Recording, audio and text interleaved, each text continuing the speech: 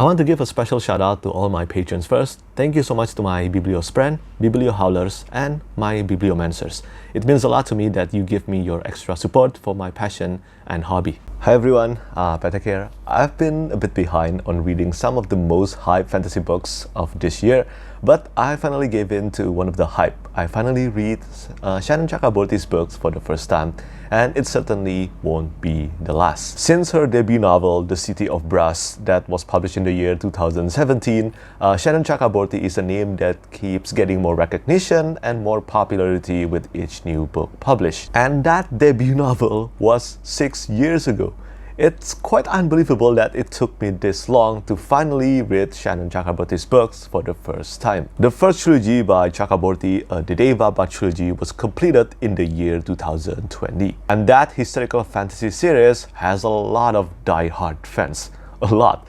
And yes, I'm ashamed to admit I haven't read that trilogy yet. That being said, The Adventures of Amina Al-Sirafi is a new book in a new series by Shannon Chakraborty that takes place in the same world as the Devabad trilogy, but before the events of the first book, The City of Brass. And it is very much possible to read The Adventures of Amina Al-Sirafi first without reading the Devabad trilogy. Because of that, and also the stunning cover art of the US edition, the cover art is done by Ivan Belikov, that got my attention, I decided to read The Adventures of Amina Al-Sirafi first before tackling the Devabad trilogy eventually. I am happy to say I had a fun time reading The Adventures of Amina Al-Sirafi, and if possible, I would love to read the Devabad trilogy before the release of the second book in the Amina Al-Sirafi trilogy. So The Adventures of Amina Al-Sirafi is the first book in the Amina Al-Sirafi trilogy by Shannon Chakraborty. Amina Al-Sirafi was once one of the most notorious pirates in the Indian Ocean. She has survived backstabbing rogues, vengeful merchant prince, several husbands, and one actual demon. But now, she has retired peacefully to a life of piety and motherhood with her daughter, Marjana. But then, an extremely wealthy mother of a former crewman finds out about Amina's location, and she decides to visit her and offers her a job she cannot refuse. The job is to retrieve her granddaughter in exchange for 1 million dinars upon completion. Amina has the chance to have one last adventure with her crew, do right by an old friend, and win a fortune that will secure her family's future forever. But of course, it becomes alarmingly clear there's more to this job and the girl's disappearance. There is always risk in wanting to become a legend, to seize one last chance at glory, and Amina and her shipmates will face a new kind of danger in their mission.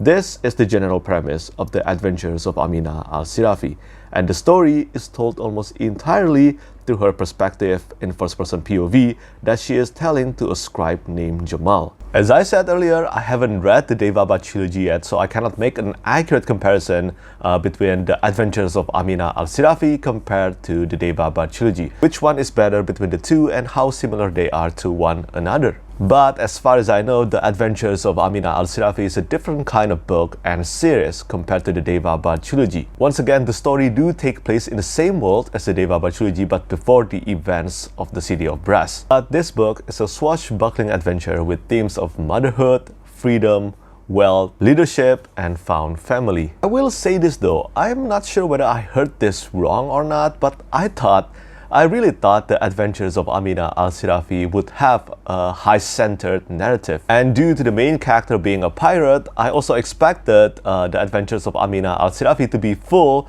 of seafaring portions, just like, for example, the Tidechild trilogy by R.J. Barker. These, for better or worse, were not the case. There was indeed a mission, and obviously there were seafaring portions, but almost the entirety of the novel take place on the land. This is not a complaint though. Generally speaking, fantasy books with a lot of seafaring portions tend to not click with me too well. So I am kinda pleased that the majority of the story in this book do take place on the land instead of on the sea.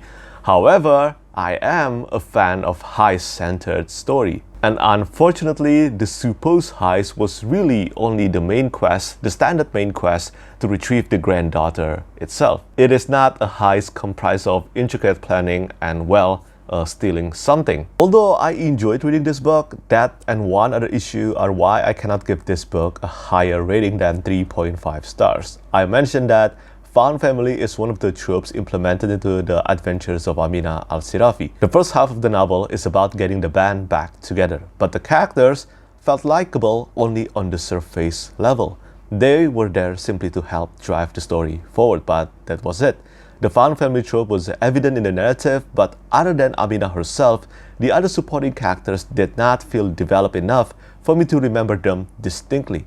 Tin Bu in particular was incredibly forgettable. I had to research his name again because I already forgot his name at the time of making this review. Dalila and Majid's roles in the story and also their characterizations were more prominent, and I liked them. But still, they were not focused and developed enough. A few days or a week from now, there is a good chance I will not remember them anymore. This could totally be fixed in the upcoming books, and it might just be the plan to do that. But for now, it feels like a missed opportunity from my perspective because I do like Aminah as a character, and I like seeing Aminah's affection for her shipmates. It can be argued that Aminah's first-person POV narration is the reason why the characterizations and focus on Aminah were so much more dominant. However, some of my favorite fantasy or sci-fi series with a first-person POV narration, like the recently released The Will of the Many by James Islington or the Red Rising Saga by Chris Brown, managed to make me care about the supporting characters almost as much as the main characters. Sometimes even more, like in the case of Sevro in the Red Rising Saga. At the very least, I can remember them distinctly, and I truly hope I will grow to like Aminah's shipmates more in the sequel. Because I do think Chakraborty's prose was captivating enough, and she is a great storyteller. If the first half was about getting the band back together, well, the second half is about executing the mission and navigating the chaos, all the chaos that came with it. I found the second half of the adventures of Aminah Al-Sirafi to be more engaging compared to the first half, even when the villain and the revelations behind the Moon of Saba felt a bit too comical to my taste. But the adventures, along with the themes of social justice and fates implemented, plus Aminah's struggle in juggling her responsibility as a mother and, well, what she would love to do, has made the narrative more intriguing to me. Do note that this is a historical fantasy novel. The story takes place in our world in the past, but despite that, there were plenty of fantastical elements to keep the readers engaged if you're in it for the fantasy aspects, such as sea monsters, demons, forbidden artifacts, jinns, and more. Also, I should mention that historical fantasy isn't usually my preference for reading. I love historical fiction, but I rarely click with historical fantasy novels. But because of where I live, some of the terminologies used in this book were fascinating. I am a Chinese born and raised in Jakarta, the capital city of Indonesia, but I did not realize how similar some Indonesian words are to Arabic until I read this book, even though I probably should have guessed that. Muslim is a religion that is portrayed heavily in the adventures of Aminah Al-Sirafi. And well, here's a fun fact. Indonesia is the country with the largest populations of Muslims in the entire world. More or less 13% of the world's Muslims. And Jakarta, the capital city, is the largest city in Southeast Asia. Although I am not Muslim, as a citizen here, saying daily words like Fajar, Fajar in Indonesian means dawn, Raja, which means king in Indonesian, Nikah, marriage in Indonesian, Iblis, devil in Indonesian, or Peri, fairy in Indonesian, and Quran, Inshallah, Masjid, was a refreshing reading experience.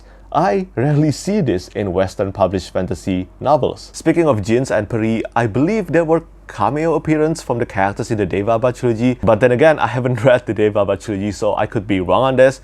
But one thing for sure, you can definitely read the adventures of Aminah Al-Sirafi without reading the Devabha trilogy first. This book works really well as your first time reading Chakraborty's book, and more importantly, it is a great and fun start to a new trilogy. It is easily one of the most hyped fantasy book of this year, with plenty of special editions being published already. And although I had a few issues with this book, I am assured that this won't be the last time I read a book written by Shannon Anand Chakraborty. On top of looking forward to reading the sequel to the adventures of Amina Al-Sirafi, I am now also more energized to read the Devabad trilogy. I know that my TBR pile is absolutely insane and immense, but here's hoping I will be able to do that before the release of the sequel to the adventures of Amina Al-Sirafi. So yeah, that's pretty much my review for this book. Do let me know what you think about this book if you have read it. If you haven't, do you plan to read the adventures of Amina Al-Sirafi, and have you read the Devabad trilogy or not?